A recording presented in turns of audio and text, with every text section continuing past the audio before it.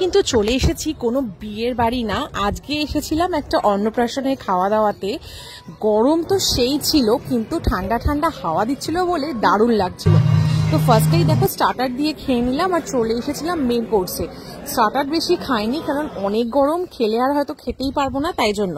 আজকে কিন্তু ছিল ঐশানীর অন্নপ্রাশন। দেখো প্রথমেই কিন্তু দিয়ে দিয়েছিল এরকম একটা সাদা প্লেট, আর দেখো চলে এসেছে আমাদের ফিশ কাটলেট। এটা কিন্তু ভেটকি মাছের ফিশ কাটলেট ছিল। ফিশ কাটলেটের সঙ্গে কিন্তু চলে আসলো চাটনি। একটুখানি চাটনি দিয়ে ফিশ কাটলেটটা খেতেই কিন্তু ওফ কি দারুণ ছিল। মানে ফিশ কাটলেটের ভেতরে মাছের স্টাফিংসটা কিন্তু সেরা ছিল। আর দেখো সাথে সাথে কিন্তু স্যালাডও দিয়ে দিয়েছে। তোমাদের একটুখানি ফিশ কাটলেটের স্টাফিংসটা দেখাই, দারুণ দারুণ। আর হ্যাঁ, একটা জিনিস বলি, আজকে কিন্তু আমরা এসেছিলাম যেখানে খাওয়া দাওয়া করছিলাম, এই পুরো খাওয়া দাওয়া সব কিন্তু অর্গানাইজ করেছে হচ্ছে তারাশ্রী ক্যাটারার। আর দেখো চলে আসলো রুমালি রুটি, তার সঙ্গে এরকম চানা। রুমালি রুটি দিয়ে কিন্তু এই তড়কা, অ্যাকচুয়ালি চানা বলো বা তড়কা বলো, এটা কিন্তু সেরা ছিল, সেরা। মানে আমার তো খেয়ে মনে হচ্ছিল এর মধ্যে যেন মাটনের কিমা রয়েছে, মাটন বা চিকেন কিছু তো একটা ছিল। কি ছিল সেটা তো আমি আর জিজ্ঞাসা করিনি, কিন্তু সলিড খেতে লাগছিল। মানে প্রত্যেকবারই তারাশ্রী ক্যাটারারে যখনই কোনো অনুষ্ঠানে যাই আমি, তখনই কিন্তু এদের খাবারে কিন্তু কিছু ইউনিক কিন্তু থাকেই। আর এদের কিন্তু খাওয়া দাওয়ার কোয়ালিটি দারুণ। তো দেখো সাদা ভাত ছিল, আর তার সঙ্গে এরকম চলে এসেছে হচ্ছে সর্ষে পমপ্লেট। তোমরা শুধু পমপ্লেট মাছের সাইজটা দেখো, কত সুন্দর, কত বড় একটা পমপ্লেট। আর আমার কিন্তু এরকম মাছের আইটেম মানে সর্ষে পমপ্লেট, কাতলা কালিয়া, এগুলো কিন্তু চরম লাগে।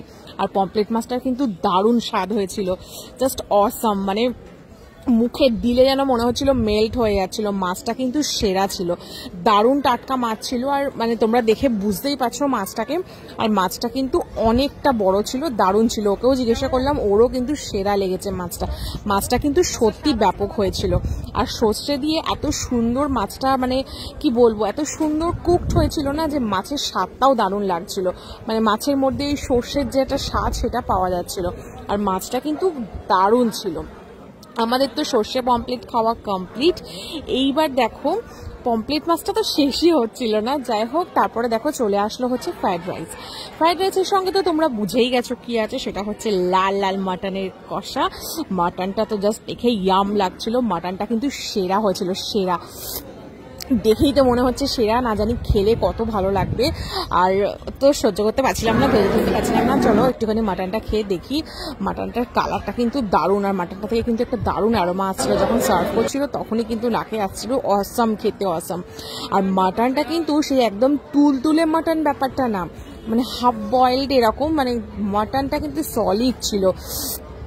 মাটনটা এত সুন্দর কষেছে, মানে মাটনের মধ্যে এতটা জুসি, কি সুন্দর ফ্লেভার আসছিল, দারুণ লেগেছে। এই তারাশ্রী ক্যাটারারের খাওয়া দাওয়ার কিন্তু সত্যি কোনো কোয়ালিটি হয় না, মানে দুর্দান্ত। মানে কোয়ালিটি নিয়ে কোনো কথাই হবে না, এত সুন্দর খাওয়া দাওয়া থাকে এদের। প্রত্যেকটা বিয়ের বাড়িতে মাটনটা কিন্তু সেরা হয়।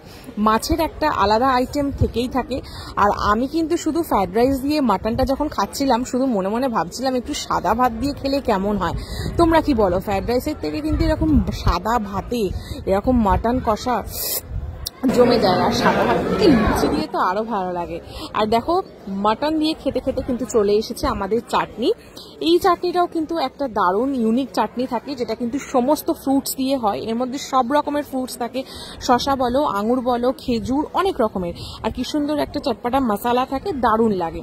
আর এদিকে কিন্তু দেখো চলে এসেছে আমাদের পান্তুয়া। আমি রসগোল্লা বলো বা পান্তুয়া বলো, রসটা যেই বার করতে গেলাম, দেখলাম যে পান্তুয়াটা এত নরম, হাতে দিতে ভেঙে যাচ্ছে, আর মুখে দিলেও কিন্তু মেল্ট হয়ে যাচ্ছিল। আর শেষ পাতে চলে এসেছিল এরকম মাখা সন্দেশ, যেটা কিন্তু ছিল নলেন গুড়ের। ওভারঅল কিন্তু খাওয়া দাওয়া দারুণ ছিল। তোমাদের কেমন লাগলো অবশ্যই কমেন্ট করে জানিও। আজকের জন্য টাটা, দেখা হবে একটা নতুন ভিডিওর সাথে।